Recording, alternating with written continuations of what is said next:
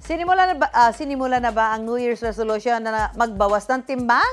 It's time naman para tunawin ang ating mga nakain. I-achieve na ang mantrang New Year, New Me sa kwentong kalye ni JM Encinas. JM! Susan, matapos isang tabi ang diet nitong nagdaang holiday, #Balikalindog program ang ganap na ating mga kapuso, pero hindi naman daw kailangan magbayad ng gym para makapag-workout dahil may pasilidad sa inyong komunidad na pwedeng magamit. Holiday is over, kaya it's time na tunawin ang mga naipong taba. Wala kang pang gym? No problem, dahil may mga lugar na pwede mong puntahan na hindi kailangang gumastos ng mahal para magpapawis. Gaya na lang sa Marikina Sports Center na ngayon bukas na sa publiko ng 24 hours.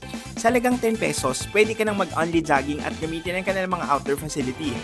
Si Mary Ann, matapos mabisi nitong nagdaang holiday, panahon naman daw para bigyan ng oras ang kanyang sarili through exercise.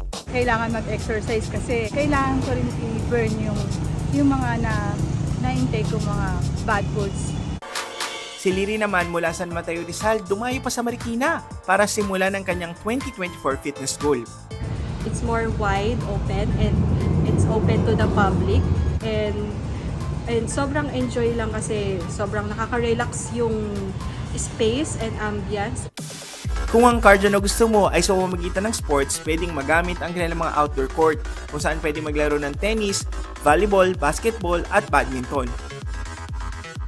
Pwede ring mag-swimming. May mga parke rin sa ilang lungsod na isinama na sa pasilidad ang mga gamit pang workout. Gaya sa Cainta Rizal na may designated area para dito. May treadmill, stationary bike, ellipticals at ilang bodyweight equipment na pwedeng magamit ng libre. Kung paano natin in-enjoy ang holiday sa pagkain ng masarap, tandaan na may responsibilidad din tayo na alagaan ang ating katawan. Galaw-galaw din pag may time.